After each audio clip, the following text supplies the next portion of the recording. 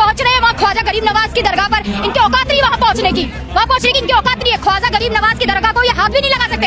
पहला ही दावा इनका गलत निकला है। अस्सलाम वालेकुम। तो दोस्तों आज की इस वीडियो में देखने वाले हैं इस हिंदू लड़की का वीडियो, जिसमें इस हिंदू लड़की ने अजमेर दरगाह को लेकर ऐसा क्या कह दिया है जो देखते ही देखते इस हिंदू लड़की का ये वीडियो सोशल मीडिया पर जमकर वायरल हो रहा है। जी हाँ दोस्तों, इस हिंदू लड़की ने अजमेर दरगाह को लेकर ऐसी बात कही है जिसे सुनकर आप शौक में पड़ जाओगे। और साथ साथ जिस विष्णु गुप्ता ने अजमेर दरगाह को लेकर मंदिर होने का दावा किया था, इसको लेकर भी इस हिंदू लड़की ने बहुत ही ज़बरदस्त तरीके से एक्सपोज किया है और बीजेपी को भी बहुत ही बुरी तरह से एक्सपोज किया है। दोस्तों मैं आप लोगों को इस हिंदू लड़की का यहीं पर पूरा वीडियो क्लिप दिखाऊंगा। सत्ता में बिठाते हैं, इनको क्या धर्म बचाने के लिए बिठाया है, और अब ये पहुंच रहे हैं वहाँ ख्वाजा गरीब नवाज की दरगाह पर, इनकी औकात नहीं वहाँ पहुंचने की, इनकी औकात नहीं है। ख्वाजा गरीब नवाज की दरगाह को ये हाथ भी नहीं लगा सकते। पहला ही दावा इनका गलत निकला है। पहला ही दावा जो इन्होंने स्वास्थ्य की बात की थी, पहला दावा गलत निकला, और कहाँ गलत निकलेंगे इनको। भाई ये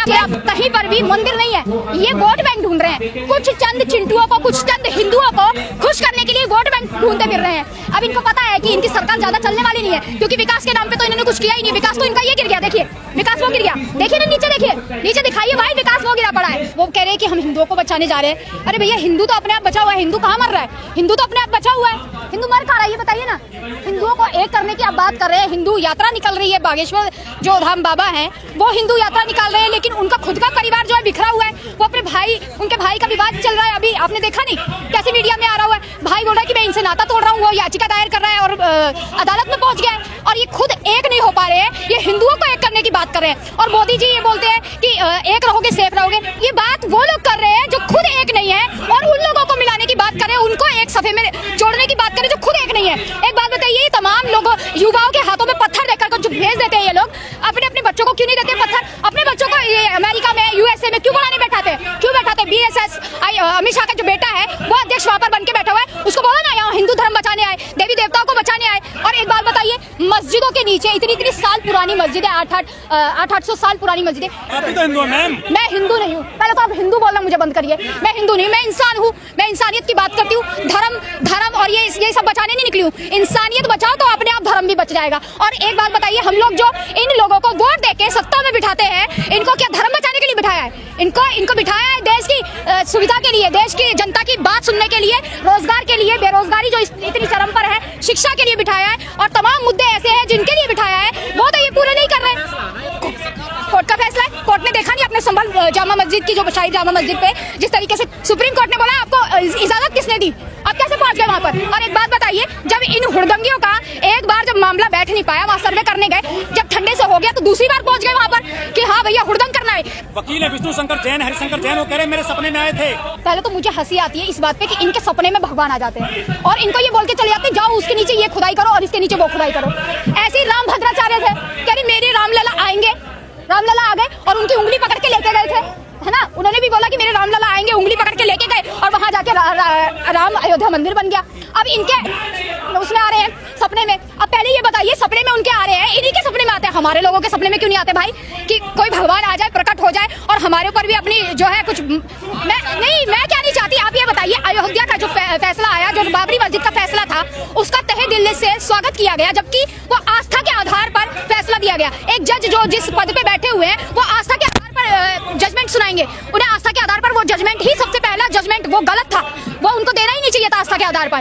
क्यों आस्था के आधार पर और लोगों के लिए नहीं सोच रहे हैं आप? क्यों आस्था के आधार पर एक ही समुदाय के लिए सोच रहे हैं आप? क्यों आस्था के आधार पर ये द्वेष फैलाया जा रहा है पूरे भारत में? क्यों आस्था के आधार पर ये जो जितने भी जज बैठे हुए हैं, क्यों आस्थाओं से खेल रहे हैं और लोगों की? क्यों बेवकूफ बना रहे हैं हिंदुओं को? आप एक बात, जज ने कह दिया ये देश बहुसंख्यकों का देश है। हाँ, बहुसंख्यकों का तो है, ये बहुसंख्यकों का है, ये तमाम उन लोगों का देश है जो हर कोई वोट करता है, सबको अधिकार है। जब वोट के लिए तो आपको पूरा सब समाज चाहिए होता है, मुसलमान भी चाहिए, हिंदू भी चाहिए, सिख भी चाहिए, ईसाई भी चाहिए, लेकिन जब धर्म की बात आती है और धर्म के लिए आप लड़ने पहुंच जाते हैं, तब आप बांटने की कोशिश करते हैं। क्योंकि आप विष्णु शंकर के पास 120 मस्जिदों की लिस्ट है, क्योंकि मस्जिदों के नीचे मंदिर ढूंढने के लिए पहले तो आप ये बताइए कितने खलिहार हैं, वो निचली अदालत जो ऐसा फैसला दे देती है। फिर उसके बाद सबसे बड़े खलिहार ये है जो पूरा तत्विक विभाग है, जो हमारी एएसआई टीम बताई जा रही है, जो एएसआई के थ्रू याचिका डाली जा रही है, वो कितनी खलिहार है कि इसको इतनी साल, हजार साल पुरानी जो इमारतें बनी हुई है, उनको खोदने के लिए वो पहुंच जाते हैं और तुरंत खुदाई चालू करवाने का ऑर्डर दे देते हैं। और देखिए इनके पास कितना समय है।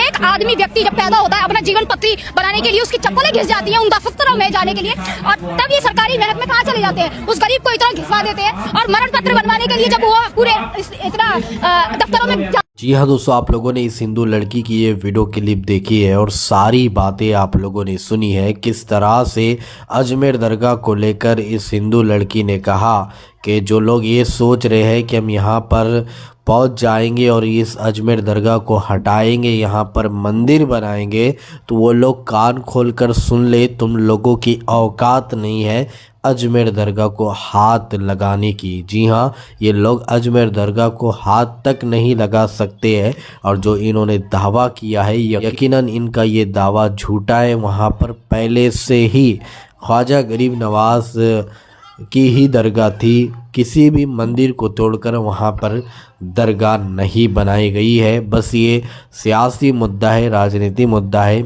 इसलिए मुसलमानों को, हिंदुओं को आपस में लड़ाने की ये कोशिशें की जा रही है, साजिशें की जा रही है। मेन मुद्दों से जनता को भटकाने के लिए इस तरह के ये विवाद किए जा रहे हैं। दोस्तों, इस हिंदू लड़की के इस वीडियो देखने के बाद अब आप क्या कहना चाहोगे तो कमेंट में अपनी राय लाजमी बताइए।